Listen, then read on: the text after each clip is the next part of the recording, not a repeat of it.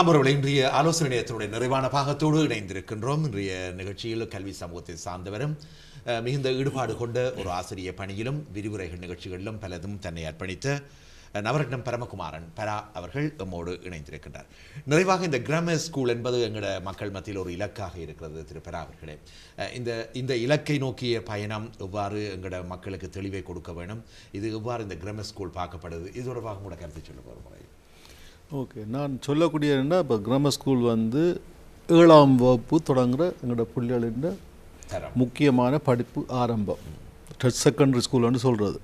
அந்த secondary school தொடங்குறதுக்கு தான் நாங்கள் ஒரு ஸ்கூலை இப்போ நிர்ணயிக்கிறோம். இப்போ நாங்கள் இப்போ லண்டன் எடுத்தீங்கன்னு சொன்னால் கிட்டத்தட்ட 9 இந்த M20க்குள்ளே 9 ஏரியாக்கெல்லாம் கிராமர் ஸ்கூலே இருக்குது. அதுவும் இப்போ வடக்கு ஆற்றுக்கு இப்போ தேம்ஸுக்கு மேலே இருக்குன்னு சொன்னால் 4 ஏரியா. இப்போ என்ஃபீல்ட், பானட், ரெட்பிரிட்ஜ், இங்காலி சைட்டு, அங்கே சட்டன், பெக்ஸ்லி அப்படியான ஏரியாங்கள்லாம் கொஞ்சம் ஏரியா தான் இருக்குது. இந்த ஸ்கூலுக்கெல்லாம் எங்களோட பேரண்ட்ஸ் மூவ் பண்ணி நான் பிள்ளைகளை அங்கே கொண்டே படிப்பிக்கிறதுக்காக அந்த எக்ஸாமில் பாஸ் பண்ணுறது.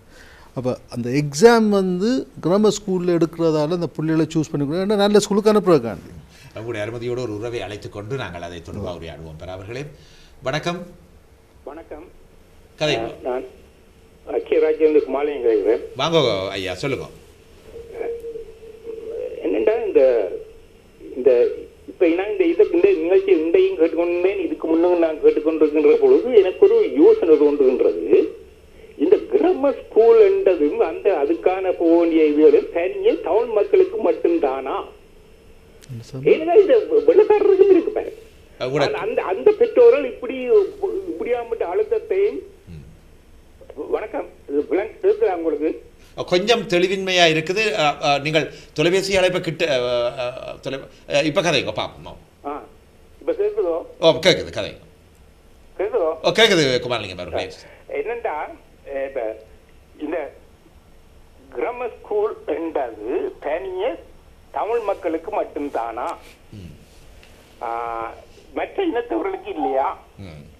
இந்த பெற்றோர்கள் இவ்வளவு அழுத்தத்தை எங்கட பிள்ளைக்கு ஏன் கொடுக்கிறார்கள் என்றது எனக்கு ஆச்சரியமா. இன்னொன்று பாருங்கள், இந்த நாட்டில் ஐக்கிய ராஜ்யத்தில் இந்த கிராமர் ஸ்கூல் என்று எத்தனை மாகாணங்கள்ல இருக்கு உங்களுக்கு சொல்லும் பாவம். தென்கிழக்குல குறிப்பாக கேட் மாகாணத்தில் இருக்கு, லண்டனை சுத்தி இருக்கிறது. ஆனா பெரும்பாலான பள்ளிக்கூடங்கள்ல இது மாகாணங்கள்ல இல்லை. ஆனா இதனுடைய அர்த்தம் என்ன? மற்ற மாகாணங்கள்ல இருந்து பல்கலைக்கழகத்துக்கு போய் படிச்சு பட்டதாரிகளா விஞ்ஞானிகளா சாதனைகள் சாதிக்கிறவர்கள் இல்லையா? இதுல நான் கேட்க வேண்டிய கேள்வியா பாருங்க. வாழ்க்கையில முன்னேறது தனியா கிராமர் ஸ்கூல் மட்டும் தானா? நீங்கள் இங்க பாருங்கள், இங்க கூட நீங்கள் இந்த பெறுபேறுகள் வர முன்னுக்கு பள்ளிக்கூடத்துல கூட்டம் வைப்பாரு தலைமை ஆசிரியர், இந்த ரிசல்ட் வர முதல் நாள். அவர் சொல்லுவார் என்னென்றால், நாளைக்கு உங்களுக்கு பெறுபேறுகள் வரப்போவது பெற்றோர்கள் சொல்றாரு. ஆனால் பெற்றோர்களுக்கும் பிள்ளைகளுக்கும் சொல்ல போகிறார், நாளை வராட்டல், if you don't get any grade, don't think that it is the end of the world. இது முக்கியமான இது. ஏனென்றா பாருங்கள், என்னுடைய குடும்பத்தில் ஒரு பிள்ளை கிராமருக்கு போச்சு. அதுக்காக மற்ற பிள்ளைக்கு நான் அழுத்தம் கொடுக்க இல்லை, ஒன்று சொல்லி இல்லை, நான் போகவில்லை. ஆனா 2 பேருமே வாழ்க்கையிலே ஒரே மாதிரியா தான் இன்றைக்கு இருக்கிறார்.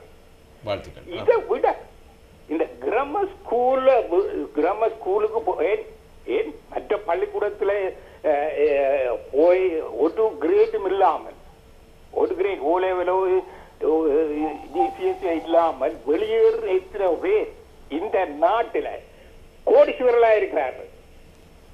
அப்ப இதுல இருந்து நீங்க என்ன கற்றுக்கொள்ள வேண்டும்? இதுல இருந்து நீங்க என்ன கற்றுக்கொள்ளணும்? பிள்ளைகளை ஊக்கப்படுத்த வேண்டும். அதுக்காக நான் இப்ப சொல்லவில்லை உங்களோட பிள்ளைகள் ஒரு கிரேடியம் எடுக்காம பள்ளிக்கூடத்தால வெளியேறலாம் என்று நான் சொல்லவில்லை. அவர்களுக்கு ஊக்கம் கொடுக்க வேண்டும், நிச்சயம் கொடுக்க வேண்டும், கேட்க வேண்டும். நீங்க என்ன படிக்கிறீர்கள், பிள்ளைகள் என்ன செய்கிறீர்கள், இந்த நேரம் எல்லா நேரம் பிள்ளையார்கள் அவர்களுக்கும் இங்கத்த பிள்ளைகள் எங்கட பிள்ளை இந்த வயது பிள்ளைகள் ஆங்கிலேயர்கள மற்ற பிள்ளைகள் அவர்கள் இப்படி எல்லாம் இன்சிக்கிறார்கள் இல்லை, அவர்கள் தங்களோட பொழுதுபோக்குல நேரங்கள் பொழுதுபோக்கிக் கொண்டே இருக்கிறார்கள். இருந்து கொண்டுதான் சோதனைகளும் பெற்று பள்ளிக்கூடத்துக்கும் போய் பல்கலைக்கழகத்துக்கும் போய் பெரும் சாதனைகளை சாதிச்சு கொண்டிருக்கிறார்கள். அப்படித்தான் இந்த நாடு முன்னேறின. இதுல கவனத்தில் வச்சுக்கணும். 11+ன்றது ஒரு பெரிய பிசினஸா போச்சு.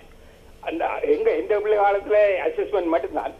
இப்ப என்னன்னா அதுக்கு எத்தனை பள்ளிக்கூட டியூட்டரிஸ்கள், புத்தகங்கள், அதுகள் இது அது பிக் பிசினஸ் அதான் போச்சு. இது எங்கட இனத்தில் மட்டும்தான் இருக்கு. இதுல நீங்க கவனித்துக் கொள்ளணும். பெற்றோர்களும் ஆசிரியர்களும் இதற்கு ஊடகங்களும் இதை கவனித்துக் கொள்ளணும். இது ஏன் எங்கட இனத்தில் மட்டும்தான் இது இருக்கின்றது. மற்ற இடங்கள்ல இருக்கலாம், ஆனா இவ்வளவு கூட இல்லை. அது நிச்சயமா சொல்லுவேன் நான், இவ்வளவு கூட இல்லை. ஏன்னா நாங்கள் இங்க கேள்விப்படுறதில்லை. நான் இருக்கிற தமிழ் பிள்ளை குறைவு, ஆங்கிலேயர் மத்தியிலாம் வாழ்வோம், குடும்பங்களோடு சென்றோம். இப்படி 11+ வருது என்று ஒரு பெற்றோர்களும் பத வைக்கிறது இல்லை, பிள்ளைகளும் பத வைக்கிறது இல்லை. அவர்கள் தங்களை வாழ்வு என்றோடு படிக்கிறார்கள், போறார்கள், பிள்ளைகளும் போறார்கள், விட்டு இல்லை. இதைத்தான் நான் கவனத்தில் சொல்லிவிட்டு விட ஒரு நன்றி, வணக்கம். நன்றி ஐயா, நன்றி நன்றி நன்றி.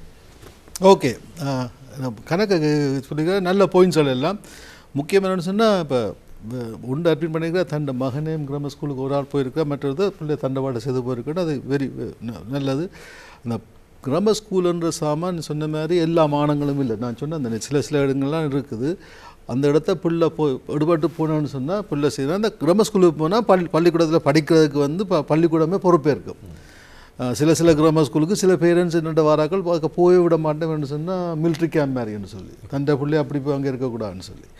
ஆனால் இப்போ முக்கியமாக சொன்னால் இப்போ கிராம ஸ்கூல் வந்து ஒரு பிஸ்னஸாக நடக்கணும்னு சொல்லி அது சில பேர் பிஸ்னஸாக ரன் பண்ணினா அது அவையண்ட சாய்ஸ். அது பேரண்ட்ஸ் அதான் சொன்னேன், பிள்ளை பேரண்ட்ஸுன்ற சாய்ஸ். அதை நாங்கள் அது கமிஷனாக கொடுக்குறது முக்கியம். என்னென்னு சொன்னால் எப்பவும் இந்த கீரை கடைக்கும் எதுக்கடை இருந்தால் தான் கீரை நல்லா இருக்கும். சரியா? இப்பொழுது ஒருவர் இணைந்திருக்கிறார். வணக்கம். ஹலோ, வணக்கம். ஓ வணக்கம், நான் சர்வேஸ்வரன் கேட்கிறேன். வாங்க சர்வே, வாங்க. நான் ஒன்று சொல்லணும். அதிர்ஷ்டவசமாக நாங்கள் லண்டன்ல இல்லை, நாங்கள் பெர்மிங்கத்துல இருக்கிறோம். தெரியும். எங்களுக்கு வந்து இந்த பிரஷர்கள் சரியான குறைவு. ஏன்னு சொன்னால், நீங்க வந்து என் மகன் வந்து GCSE இப்பதான் முடிச்சவர், டியூஷன் பக்கமே போனது கிடையாது. என்னன்னு சொன்னால் எங்களுக்கு அந்த பிரஷர் இல்லை. பக்கத்து வீட்டுல அங்க போயினோம், நானும் இந்த உள்ளேயும் போகணும், அந்த மாதிரியான பிரஷர்கள் இங்கே இல்லை. பள்ளிக்கத்திலேயே படிக்கக்கூடியதா இருக்கு.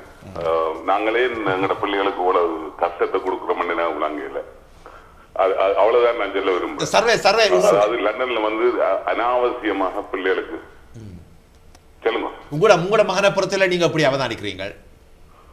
பள்ளிக்கத்திலே அவர் படிக்கக்கூடிய இருக்கு. பள்ளிக்கத்துல ஹோம்ஒர்க் குடிக்கணும், அதை செய்கிறார். அப்படி இல்லையா ஏதாவது தேவையான நேரம் என்னட்ட கேட்கிறார்.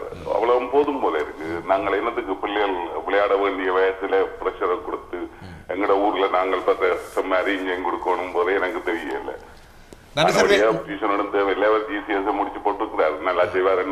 நன்றி சர்வே, கூட குரல் கேட்டது சந்தோஷம்.